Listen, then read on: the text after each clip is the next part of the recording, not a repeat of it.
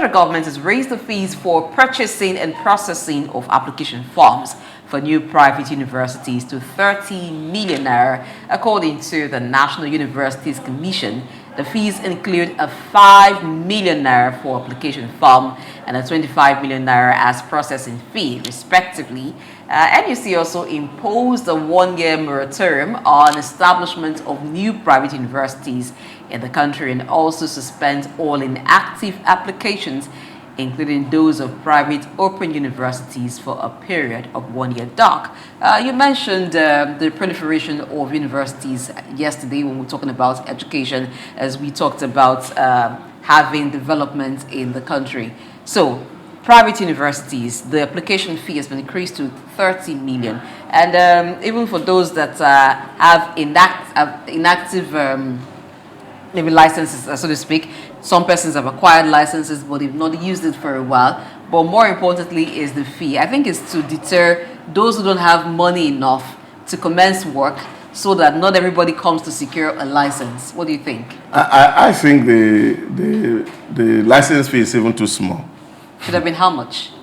I'm expecting that if somebody wants to start a new university in Nigeria, we should put it at like $1 billion naira. Okay, so for registration and processing.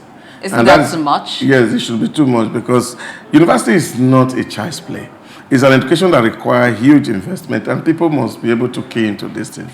And I thank God that I'm not just the lone voice or ranger in this conversation. Yesterday, Professor Lai said on one of the national TV on Sunday that Nigerians don't need more universities. That what we require, even based on the arguments of the fact that a lot of people put in applications and they don't get admission, that what we need to do is to expand the existing infrastructure, which is cheaper than building a new university. He gave an example. Take for example, you said, okay, the space for medicine in UI is just about 200 people, and you want to produce more doctors. What do you need to do? Just increase and expand the medicine faculty in University of Ibadan to accommodate 600 people, and then you have solved the problem.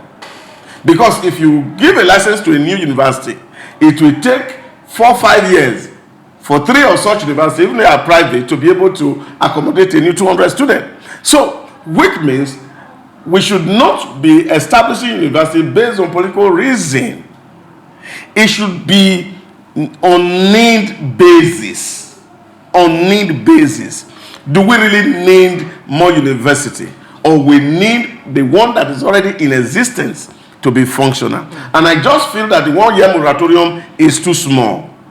We would have had like a 10 years moratorium. So that gives us a space to build what we have, so that both states and federal themselves are not setting up new universities, so that we can fund the already existing universities to a certain level, that we are saying that the outcome of this university is really building society before we over proliferate, which, like some people say, you are having university today that are glorified secondary school, that people who are there, that the children, they are just like people in boarding house. And I don't think that is what we need to grow our economy. And I think it's a right move, but I think 30 million is not enough deterrent. And I think 1 year moratorium is also too small. But people need to have universities in their localities, in their villages, you know.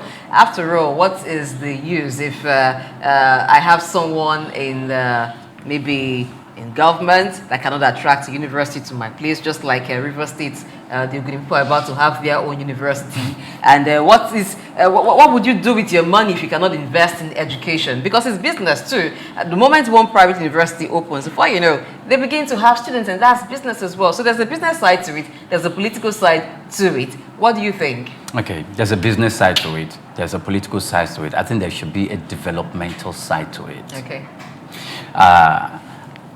In fact, my agreement with Doc on this is a little bit shaky. We shouldn't now be looking forward to establishing new universities. I think the National Assembly should set up a committee the senator.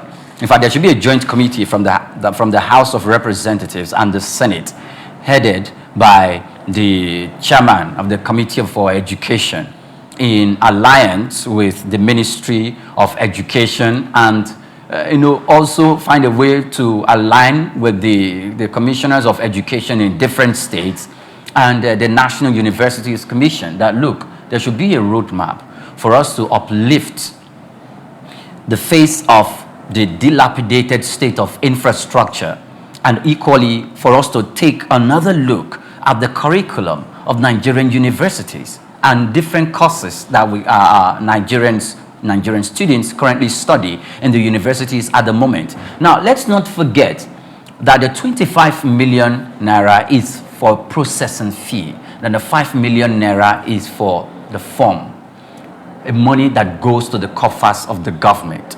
Just the way we established banks during the time when Professor Chukwuma Charles Soludo became the governor of the CBN, he recapitalized the Nigerian banks, and then he was talking about 25 billion naira. He was talking about 25 billion naira. It looked like something that Nigerian banks cannot attain. What happened during that season? We have different banks who came to merge. We had mergers across board. They came to merge to be able to provide the 25 billion naira merger, and we saw the banks started afloat. Even though the structural adjustment program failed, it looks like the strength of Nigerian banks picked up. So we should adopt the same way, the same measure for universities. Yes, you're going to pay 30 million naira for registration and purchase of forms, but you know what? You should have a billion, if not 5 or 10 billion naira set aside for infrastructure and for takeoff and for complete facial setting up of that university. So we must begin to have those who you are going to bring in as professors, who they are. We have to carry out a background check concerning them, the faculty heads. We should begin to look at that so that we know that whichever university is coming to place, they have something that can stand the test of time. Okay, I agree with both of you, but maybe not the 1 billion,